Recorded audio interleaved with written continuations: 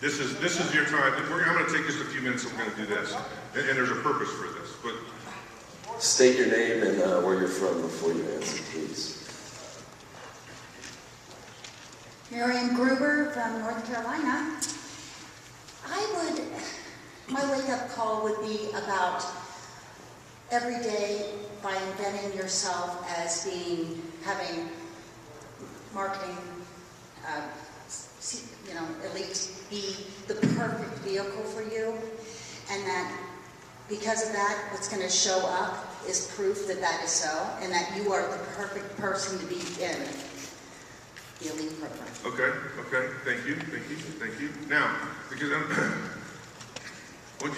whatever you say, that's great. And then I want you to understand that the next day, you have to bring something new to the table. And you have to touch, move, and inspire that group that you're leading every day. Understand, you can't use what you used yesterday, today. Let's keep going. Anybody else? There's a point I'm wanting to make here on a day-to-day basis. You guys laugh at me about saying the best day of my life, but there's a purpose to this, and it's something I want you to go home with. Thanks, JJ. You bet. Aaron B. Hunnan, Denver, Colorado. My wife, Jessie B. Hunnan. When we first started with Pro, the wake-up call for us was really mindset. Just hearing the leaders talk about, you can do this, you are good enough, you don't need to be anybody special. Jesse and I have been doing videos all weekend, and all the partners and even members that we've talked to, they all say the same thing. You are good enough. And what Jay really taught us this weekend was, turn down that monkey and quit listening to yourself in the negative way. So I would really push hard on that. That's been a big part of our success already, Jay. Okay, super. Aaron, this is a guy at our event who had trouble speaking in front of people. Look at that. Yeah. Beautiful. Love it. He still mentioned us first, by the way. What did he say? I missed that. We did an exercise in our action mastermind where we were taught to flex every muscle in your body, even your butt. And the whole thing was, Ryan instructed us act as if you have a quarter and you have to squeeze it. But this sets your nervous system, and he got to a point where his palms were sweaty, and then he was calm enough to be in front of people, and obviously it's just evidence in how he showed up this morning. So.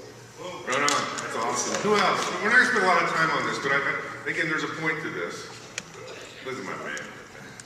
Good morning. Good morning. Wilson Thurston from Houston, Texas.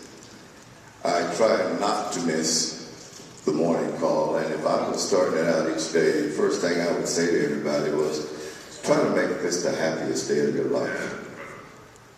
Things that you have learned not only here, but on the morning calls can write your future. You bet. Wilson, you're awesome. You're awesome. He's been challenging, he's been pushing through some pain just like I have, but he still shows up. What else we have? Comedians. Look like trouble, comedians. Comedians. Servant Leader Award winners, folks. One more round of applause here. It's really awesome.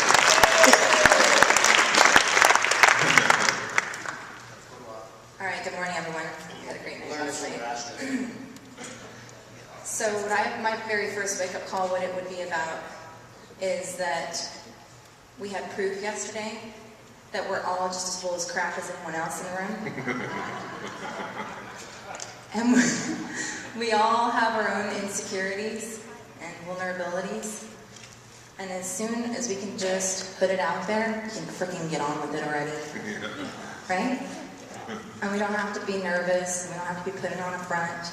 And we've heard about people putting their hearts on their sleeves, and that's why we relate to them so much. I really think that we relate so much to each other because when we see that someone's vulnerable, we go, wow, I wish I could put myself out there like that because I'm vulnerable to you. So that's what I would talk about.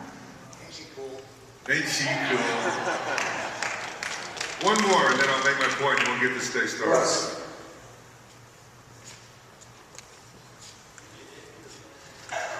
My man Peter.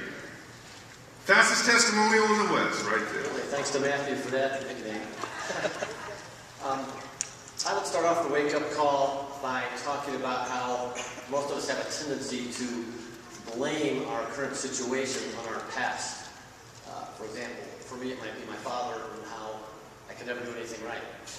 And the reality comes to a point, you have to develop the awareness to realize it is only up to one person to take charge, and that's the person in the mirror. And one of my favorite things in life is when you're having problems, challenges, things aren't going the way you want, go look in the mirror, and there's the cause, and there's the solution. So start doing the work on yourself every day.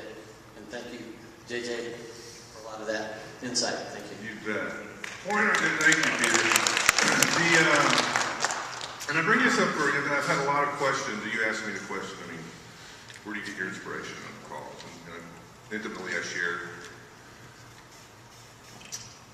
As a leader, if you were like me in the morning, and you were, every morning, and you were in search of a nugget, a piece of insight, that not only will make a difference for you, but will make a difference for others, I wish you all could create that sense of urgency to discover one thing a day that you can take 8 to 12 minutes